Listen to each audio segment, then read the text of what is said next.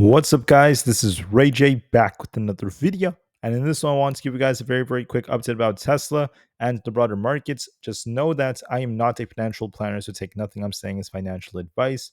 And also, if you guys can, please check out my Mumu link. Mumu is an amazing global brokerage that consists of many exclusive offers. If you sign up and deposit $100, you're guaranteed 5 free stocks. If you deposit $2,000, you're guaranteed 25 in total.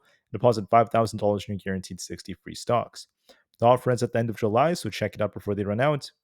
Anyways, now let's talk about what's happening with the market. So, as far as the market's going, I just want to mention that Tesla has been outperforming again. It did see a small dip today, but I did tell you guys that we're going to be watching for a test of 305 to 303 and watch to see if Tesla bounces off that.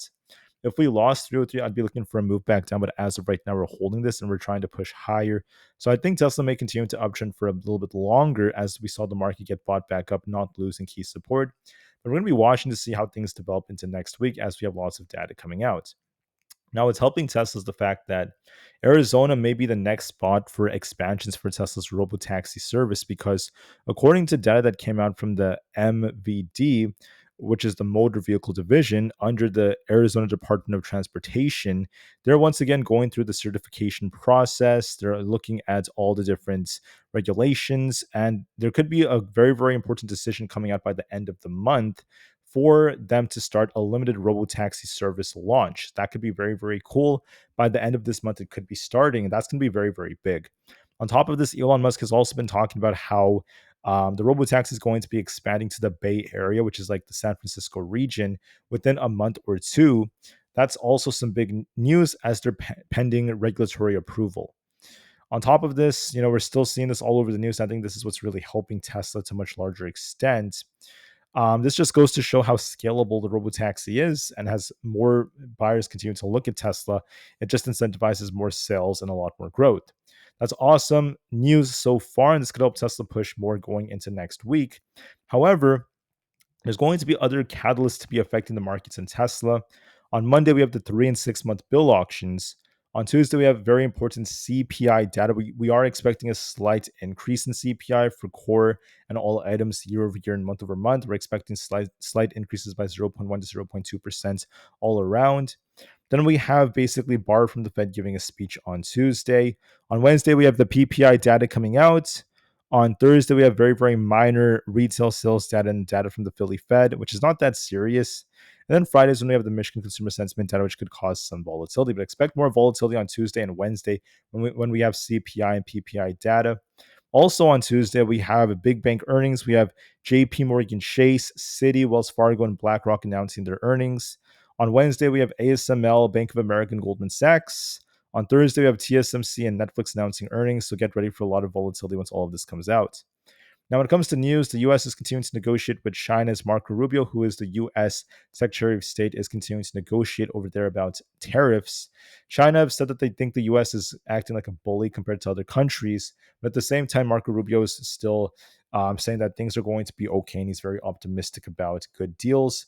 So keep that in mind. President Trump also threatened 35% tariffs on Canada. And then after he did that, Carney, who's the prime minister of Canada, is saying that he wants to increase the tariffs on the US to 35% through retaliation. So we're seeing a lot of tension involving that. That's some very important news. So keep that in mind. We're going to see what happens at least moving forward. But for now, President Trump is saying this. He also mentioned that Canada took in the news very well and things are still going well and it's going to be worth it.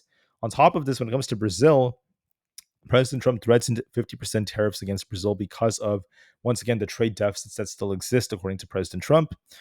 We have trade deficits with all these different countries, which is why he wants to increase these tariffs again. Brazil have come out today and they said that they want to now impose 50% tariffs back on the US if we do that to them by August 1st. So keep in mind the deadline is August 1st for a lot of these different things. President Trump is also criticizing Jerome Powell, saying he wants to see more cuts. But when asked if he's going to be firing him, he said no, he does not want to fire him yet. So that's some important news. So please keep that in mind. We're going to see how things end up going.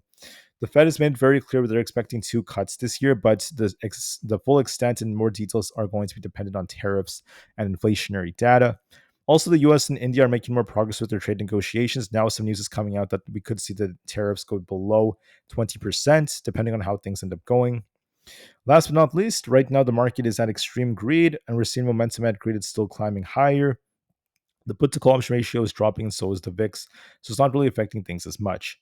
With that being said, let's focus now on the charts and nothing more than just the charts. As far as Tesla goes, we're looking more bullish. As long as we don't end up losing basically the 306 area, we're going to continue to respect an uptrend for basically the 320s. If we end up losing basically 303, we're looking for a dump back down towards the 290s. But nonetheless, we're still favoring upside for 320, and I think there's a very, very good chance we try to uptrend. So this is looking very, very nice so far. Now, this also depends on some big news coming out involving Tesla. Tesla does have earnings in about 12 days from now, and also it depends on our inflationary numbers. But for now, we do look a bit more bullish, and we're favoring 315 to 320, just like we talked about yesterday. SPY is looking a little bit more bullish, but this depends. If we lose 622, we're looking for a much larger dump towards 619. As long as that holds still, we could continue to reaccumulate and form a cup and handle, taking us up to fill the gap at 625 or above. For the QQQ, we look more decent. We have resistance around 557 and support at 552. We could dip to 552 and see if we get a bounce or not off that level.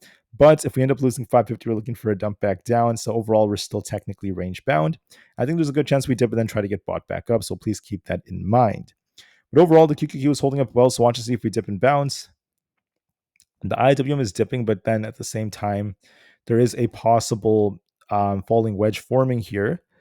So I want to see if we could hold 220 to see if we bounce off that or not. We're still technically in a much larger uptrend when you zoom out and look at the 4-hour time frame. So we'll see how it goes. We may dip temporarily to 220. We have to see if we hold. If 219 particularly fails us, that could be causing a much bigger pullback. So watch to see if we bounce near that 220 area to see a big move right back up. On ES, we're flat right now. Now, when you zoom into ES, there's the possibility of two things, right? This could be like a head and shoulders. If we end up losing 6280, we're looking for a dump back down. But it's at the same time, if we hold 6280, this could also be an inverse head and shoulders. So we have like two patterns developing at the same time. Could this be an inverse head and shoulders if we end up holding 6280? We'll have to see about that just to be safe. I do think that this might dip to about the lower 6290 area, almost 6280, but then we could try to bounce with an inverse head and shoulders. There's potential, at least nonetheless.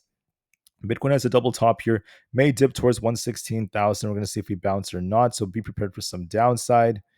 Like I said about Tesla, we're still looking quite bullish, so I do expect 315 to 320 next week. Nvidia dipped as you predicted in my morning video, but then we saw a nice rebound. So we could continue to fall towards this 164 area. Then we're going to see if we bounce off that to 166. But if we lose 162.5, we're looking for a bigger dump. So look for 164 and we'll see if we bounce. As far as Aapl goes, we're making lower highs right here. We could be dipping to 210, and then we're going to see if we end up rejecting or not. There is the possibility of a head and shoulders, though. There's a left shoulder, head, and then right shoulder like structure, and that could cause us to dump in case we do get a big rejection. Netflix is on a downtrend. We're going to see if we get back above 1250. If not, we could be dipping to the lower 1200s. For a few more, like AMD, it's still technically bullish. As long as we don't lose 145, we're favoring 150. Coinbase is looking decent, making lower highs here, but it could be trying to bounce off 380, so we'll see how that goes. Amazon may try to retest 224, and we're going to see if buyers defend. Meta is on a downtrend. We're going to see if we could try to hold 714 or not, so look for some downside and see if buyers defend. Google may retest 179 to 180 and see if buyers defend. It's still technically bullish. We like to reject near the low 180s, but get bought back up around 175. So look for a dip and a bounce just to see how things end up going. Last but not least, when it comes to Microsoft, we're also in the middle right here. We could push back up towards 506 and come back down towards 497 as we trade sideways for now.